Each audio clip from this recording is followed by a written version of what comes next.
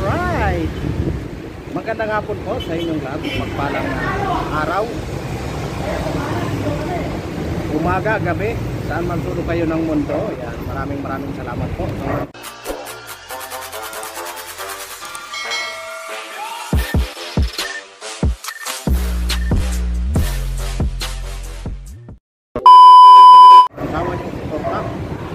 Sa aking mga solid subscriber dyan, maraming salamat po. Yan, Luzon, Visayas, Mindanao, thank you very much. Dito ko ngayon sa dito ko ngayon sa gitna ng EDSA. Nakasilong ako dito, sobrang init eh. Ayun, daming mga MMDA doon. Dito ako malapit sa may ano ng MMDA. Yan, maraming salamat. Ngayon, mayroon akong gustong pakita sa inyo. Kung napapansin nyo noon na sa live ko na pinalaki ko nga doon yung corruption sa LTO, gusto ko ipakita sa inyo sa pamamagitan nito na totoo. Gusto kong ipakita sa inyo, kaya samahan nyo ako na punta natin doon. Hindi ko totally papasukin yung loob kasi baka makahalata. Siyempre may camera tayo, baka makahalata.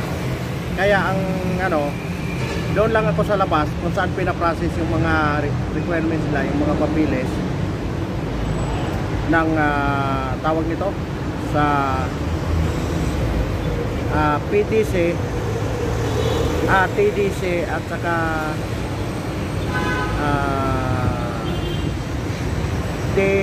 TDC, Technical Driving Course, at saka PDC, Practical Driving Course.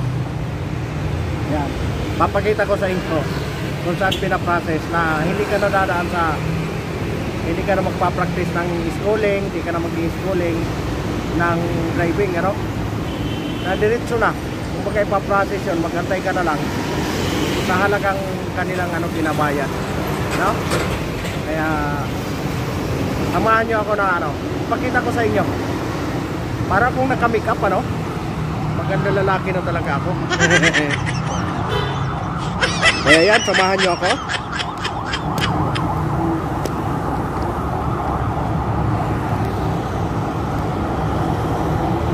Yeah, punta natin. Kayo ang bahala na tumingin kung makatuwiran ba o talagang sadya na korupsyon, ginawa lang nila para maging korap para magkaroon ng korupsyon ba? Paano ba tabang term nun? Gumawa ng korupsyon o para magkaroon ng korupsyon? Parang ganun, mahirap talaga pag ganyan na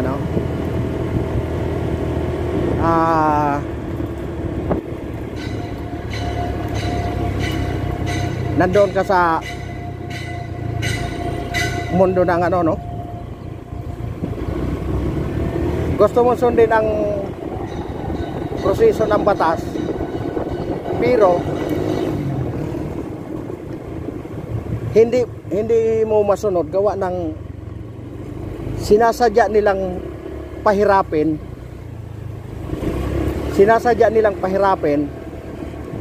para magkaroon ng oportunidad, para magkaroon ng korupsyon. Yun, nakuha ko rin, samantalang yung mga nakarang proseso okay naman, at least kahit paano doon kontrolado ang korupsyon. Pero ngayon talagang makikita natin na talagang ang korupsyon grabe. Kaya punta natin, pakita ko sa inyo, Ayan. Ngayon ay nandito ako sa may Agham Road. Ang target natin ay East Avenue. Papakita natin kung paano pinaprocess.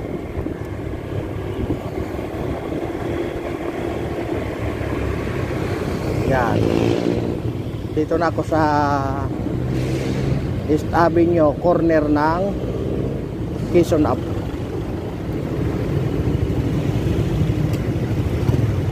Corner ng Quezon Avenue ako. Yan.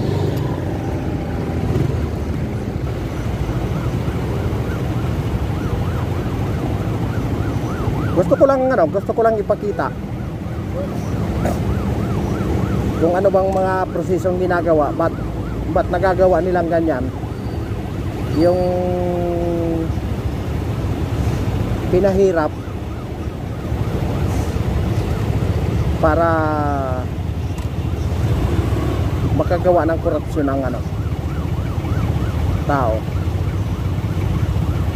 Akala siguro kasi nila, siguro yung naggawa kasi nito, siguro ang akala nila mapapaganda yung mapapaganda yung mga gustong maging driver, no? Marami naman responsibleng driver na dumaan talaga sa proseso. Kaso nga lang, talagang sinadya talaga siguro nilang pahirapin. Kasi ito nga, ganito lang. Sa aming lugar, meron kaming samahan na yun, registered naman. Sa mga pabahay, isipin mo yun na isang ID lang, hindi maibigay-bigay ng member namin. Ano ang dahilan? Sa kadahilanan na kulang sila sa pagpupursige. Ngayon, bakit ko naman napasok yun? Napasok ko yun gawa ng, siyempre, parang example ko lang, pagdating dito sa LTO, halimbawa yung sinabi ko na yun ng tao, hirap na hirap siya kumuha ng mga kanyang identification para sa kanyang sarili. Pagdating dito sa LTO, ganun nila pinahirap. Ngayon, ano punto ko doon? Ang punto ko doon, ang nagiging katwiran, may pera din lang naman. Ba't pa ako magpakahirap dyan? Nakaya ko naman magbayad. Yun ang punto ko doon. Ha? Yun ang pinaka point doon eh. Kaya yung iba talagang hindi ko kailangan mag produce ng kung ano-ano. Kaya ko namang bayaran eh. Ganun ang nagiging mindset ng tao. Lalo na ngayon ang ginawa ng LTO dito sa mga driving school na ito, driving course. So ang nangyari, lumaki ang korupsyon.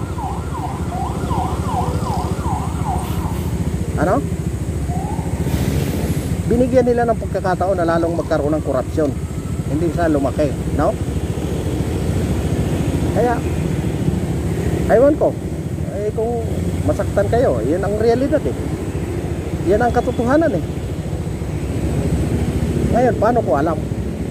Siyempre, nag-alam-alam naman tayo, no? Actual ito, hindi ito kwentong barbero ha, hindi ito papel, actual. Ipapakita ko sa inyo kung saan mga pinaprocess, kung paano paikot-ikutin para hindi matrace kaagad. Marami. Ayan, pag nag-go, ipapakita ko sa inyo ha, para siyempre doon tayo sa realidad, tunay na nangyayari sa pang-araw-araw. no? Baka akala nyo o konti lang. Nako, sabi ko nga sa inyo tambak.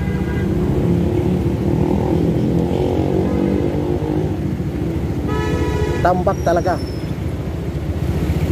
Siguro kung 70% ang kung aanoin natin sa 100%, kung aanoin natin sa i-count natin sa 100% ang dumadaan sa driving school, siguro mga 30% sa driving school, 70% ang hindi talaga driving course. Dumaan din sila sa driving school pero hindi sila practical driving. Kumbaga dumaan lang sila doon for formality na lang para magkakuha ng lisensya. Formality na lang kasi bayad na yun kumbaga all in na yun kasi dinadaan na lang sa formality. Ayan, ngayon nandito na ako sa East Avenue. Kakaliwa ako dito kasi nandito ang take note may mga opisina yan, kaya hindi mo masabing kolorom. Ayan, papakita ko sa inyo nandito ako ngayon.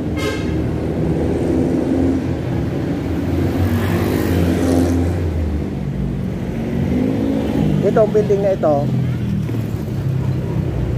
ayan, itong building na ito, nandito may dalawang opisina dito. May dalawang opisina dito. Pagkatapos mo dito ng proseso, siguro mga 1-2 oras, tapos ka na dito. May dalawang opisina dito na pagkatapos dito sa isa, i-process yung papilis mo, punta ka doon sa isa, may pipirma, tapos lilipat dito. Pakita ko sa inyo. Dito ang pinaka-final na pagdadaanan ng mga nagpa-process ng lisensya. Dito pinaka-final na bago kayo mapupunta sa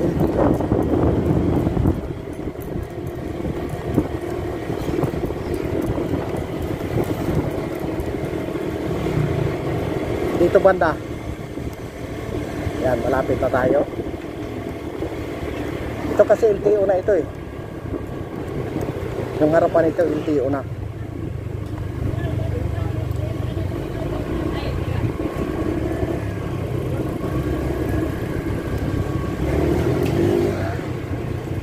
LTO na ito. Saglit lang, parang flat ako. Pakiramdam ko flat ako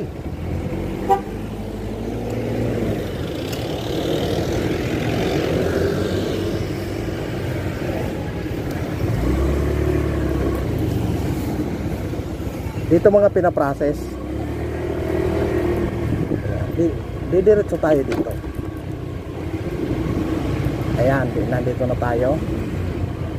Kanan tayo ulit.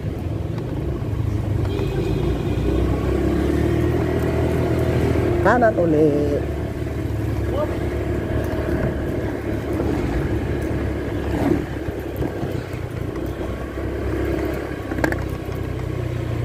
Yan, nandito na ako. Ano?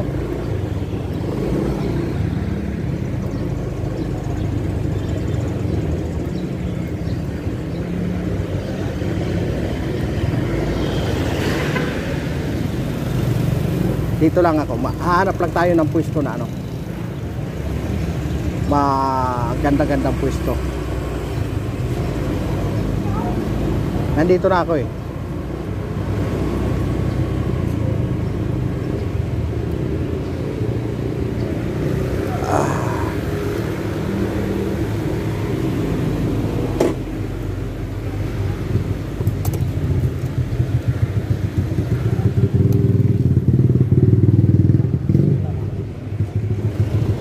Nandito na ako. Dito sa itong lugar na ito. Yan, kung nakikita nyo yan.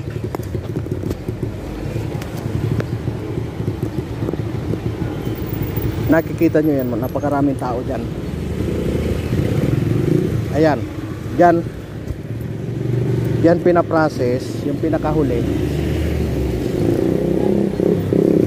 bago ka i-distribute sa LTO, no? Bago nila i-distribute sa LTO. Ayan, oh. Kung mapapansin nyo, napakaraming tao. Dito ang pinakahuli. Kumbaga kumpleto na yung kumpleto na yung requirements mo bago ka dalhin sa LTO. Kumbaga salan-sala na. Salan-sala na, ayan, oh. Oo. Marami sila ditong tao. Marami sila ditong mga tauhan na saglit lang. Marami sila ditong mga tauhan na paikot-ikot yan, nagmamasid. Kumbaga nakabantayan paikot dito na nagmamasid yan kung saan yung may mga umiikot daw, may mga ang ano nila kasi may mga umiikot. Iyon ang binabantayan nila. Ngayon, pagkatapos dito sa lugar na ito, dyan,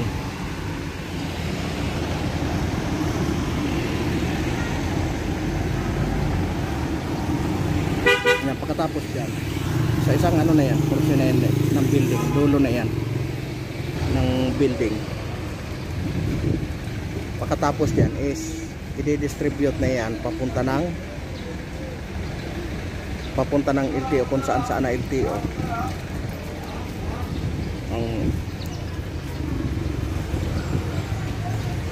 ang ano nila, ang pagdadalhan nila. Mayroon sa NCR, Tayuman, Taguig, Valenzuela, Caloocan, lahat yan kinakalat nila yan. Pero isa lang dito, isa lang ang may hawak. Marami siyang kontak. Kita nyo na, no? Alam nyo na, labas ito ng LTO, pero dito lahat pinaprocess. Pagdating mo doon sa LTO, wala ka ng problema. Ngayon, magkano ang singil? Ang singil po ay depende sa tao nyo, depende sa kontak nyo. Mayroon 7, may 7.5, may 8,000, may 9,000. Depende po sa tao. Ngayon, may corruption, wala. Kayo na ang kayo na ang humusga, no? Kayo na ang magbigay ng kahulugan kung ano ang ibig sabihin nun, ano? Kayo na ang bahala na mag-isip.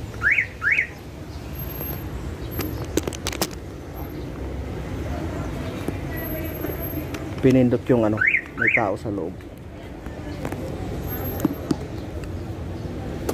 Alis tayo.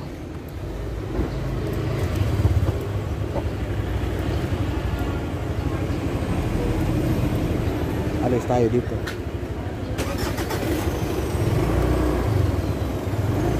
Balik na tayo doon.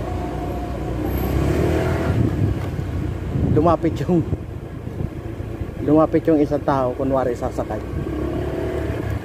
Nakita nyo? Nakita nyo ba kung paano ang proseso?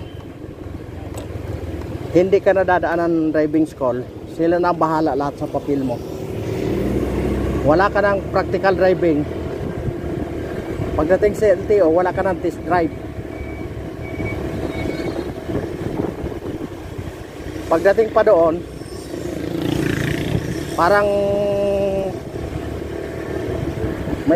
may priority lane kayo doon.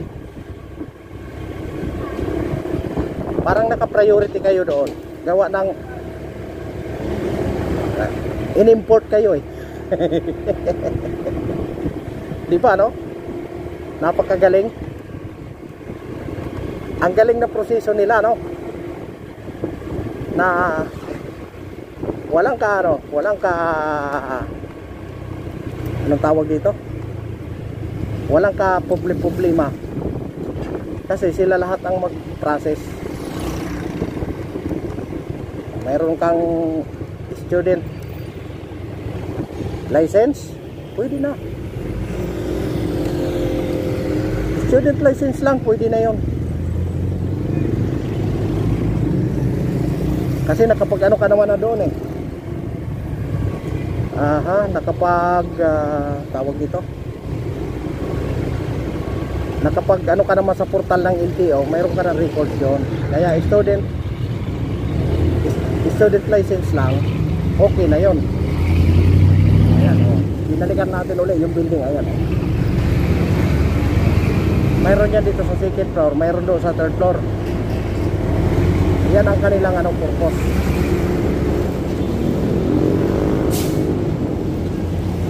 Diba? Ang galing napakaganda ng proseso nila. Pagdating dito, aayusin yung mga requirements mo. Bago ka i-distribute yan doon sa kung saan na LTO, mayroon ka ng TDC or PDC, basta kompleto na. Pagdating doon, ipoproseso na lang sa LTO yung ano mo. Ngayon, pagdating doon sa presyuhan, depende doon sa nakuha mong kakilala. Basta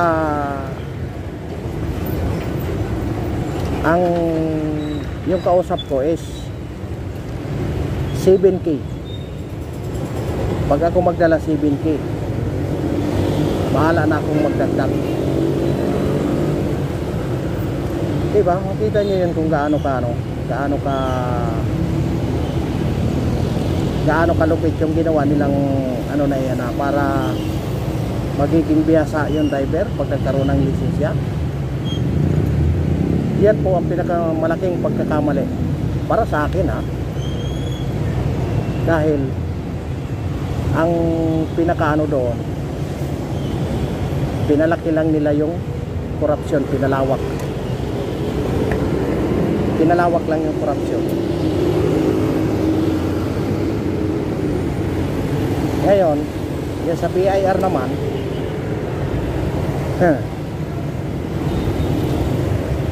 mayroon akong mga nakausap. Ang problema nga lang, ayaw magpa-video.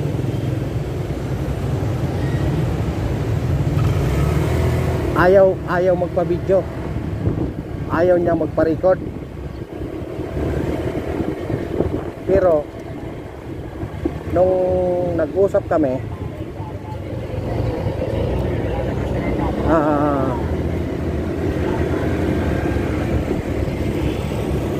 yung boss niya, maraming paupahan, apartment pa. Mayroon silang 2 building sa may Tayuman. For demolish na. Puro apartment yun, third floor. For demolish na kasi nagpas na ng 50 years old yung building. Pero bakit na-aproba ng BIR? No? Bakit na-aproban pa ng BIR? Ang sabi sa akin, naku pre, makapal. Makapal ang sobre. Makapal daw ang sobre, hindi ang mukha ah. Makapal ang sobreng natatanggap pag may dumarating na inspektor ng BIR. Anong ibig sabihin ng makapal ang sobre? Ay, kayo nang magano? Kayo nang kayo nang mag-decide. Bakit makapal ang sobre? Bakit nga ba makapal ang sobre? Diba?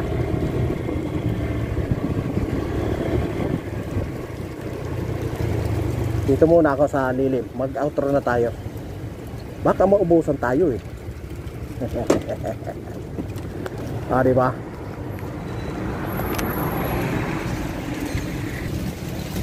Sobrang init. Ngayon, bakit makapal ang sobre? Alam nyo na, siyempre for demoles, yun ang mga pagkakataon para masamantalahan. Eh, ikaw naman, pag negosyante, ang gusto mo naman, kumita lang kumita. Hindi mo naman iniisip yung safety ng iyong mga consumer. Ngayon, ang nangyayari doon? Napipilitan maglagay. Kasi hindi naman siya papasa sa quality ng quality ng standard pala, standard na inaano ng gobyerno. Kaya nangyayari, napipilitan maglagay. Makapal ang sobre. Ngayon, abangan nyo pa ang mga susunod. Yan, magpapaalam na ako dahil napakainit. No? Maraming salamat at sinamahan nyo ako hanggang dulo. Maraming salamat sa lahat ng mga sumusubaybay. Abangan nyo ang ating mga pagbabago. Kaya sana suportahan nyo pa rin ako. Maraming salamat at huwag nyo pong kalimutan ang notification bell at pakihit na rin ang button para updated kayo sa mga susunod ko pang mga video. Right? Maraming salamat po at hanggang dito na lang. God bless us all. Bye bye.